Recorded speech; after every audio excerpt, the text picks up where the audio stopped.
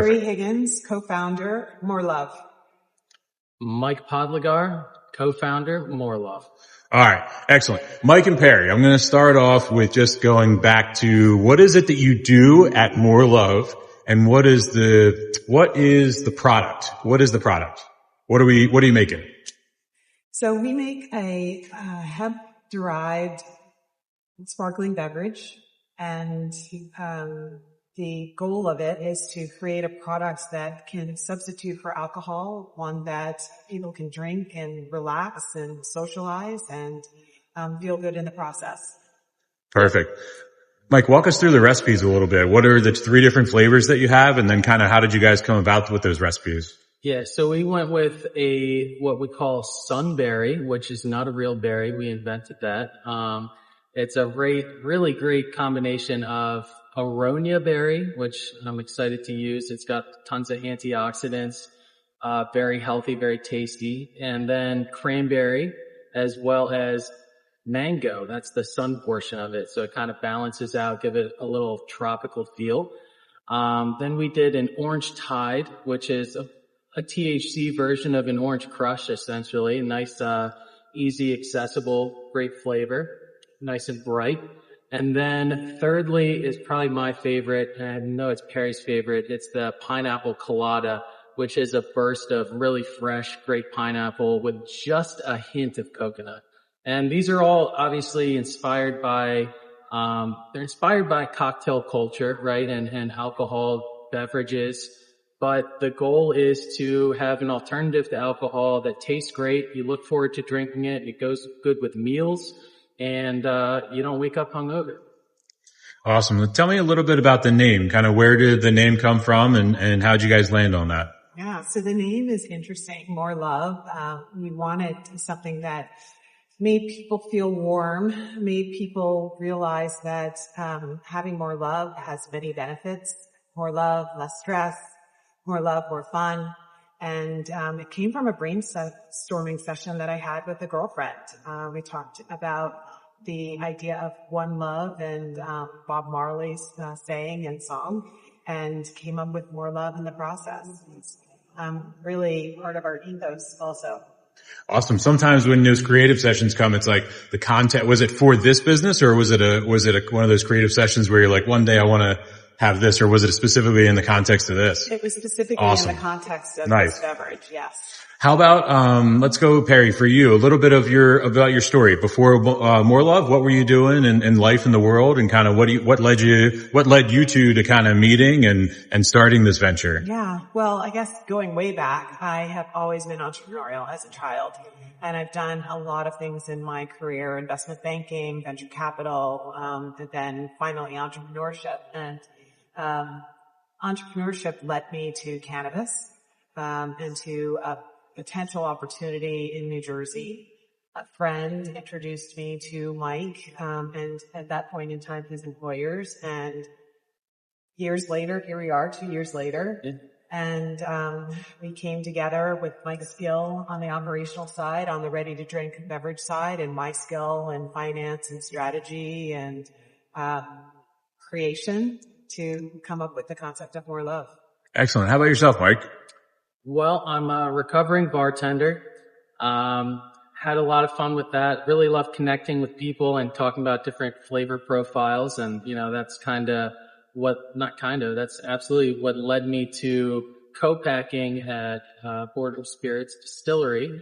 Worked there for 5 years, built up a nice co-packing situation. Love working B2B, helping other people, other entrepreneurs make money and grow brands, and most importantly, get good tasting products out there. And then, but I always had my eyes on THC. That's always been what I was more interested in for my body and for my lifestyle, and really just excited about bringing a social beverage that allows people to come together and feel good without destroying your body. Talk to me a little bit about the THC products versus the alcohol, where you kind of a little bit exposed across the country, where you can sell direct to consumers in more than just the Pennsylvania area. So kind of talk about that model and how you guys think that reach and that brand awareness will help expand you.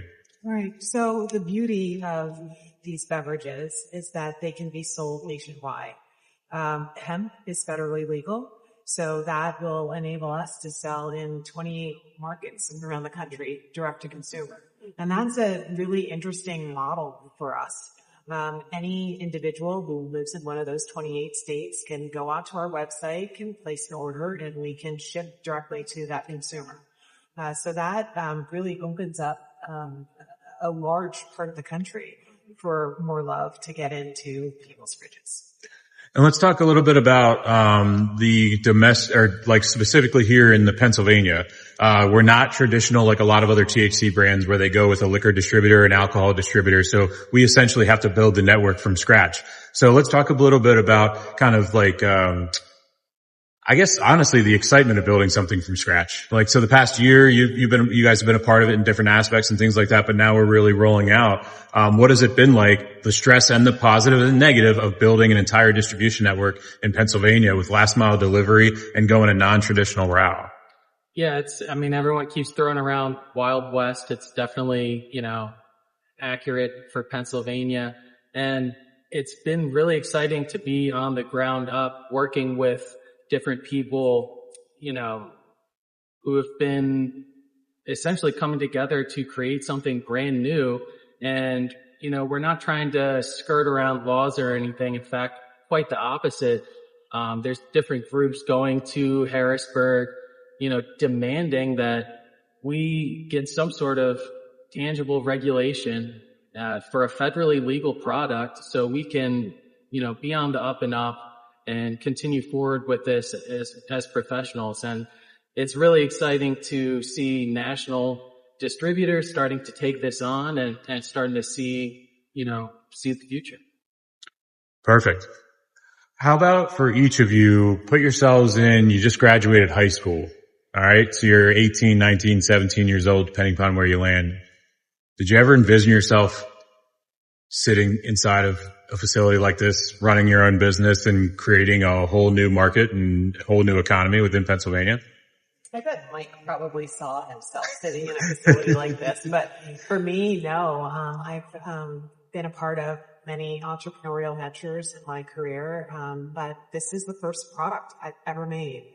And this is the first business that I felt really, really excited about. It allows me to use so many of my skills and to learn in the process. It takes a lot of creativity to navigate these spaces. You asked about Pennsylvania and it being such a new market. We have to think creatively about how can we get our product into people's hands to taste, to see how good it is, to realize how beneficial it can be as a substitute for alcohol or just a nice addition to their daily life. So I never saw myself here, but I'm really happy to be here. And, I tell Mike all the time, this is really cool. I'm having such a good time. It is so fun. And, before I'm a recovering bartender, like I said, but before that, I still am a recovering organic farmer. I always wanted to do something that would be a net positive to the world and help move the needle towards something better. Organic farming is so difficult.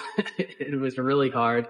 And, but after that, I was just so grateful to be under the wing of, the different guys working in the alcohol industry, in the distillery world, and just getting that sense of business acumen. And then obviously Peri brings a lot of that too. So I'm just really excited to be someone that brings people together and to raise the bar for everyone. How about, I ask this of a lot of people. It's like, I don't want to gloss anything over as everything's easy and squeaky clean, but like any advice for aspiring entrepreneurs or people looking at entering the beverage market or anything like that you might have? Be professional, be timely in your responses, treat everyone with respect, and try to help everyone, and it's going to come back.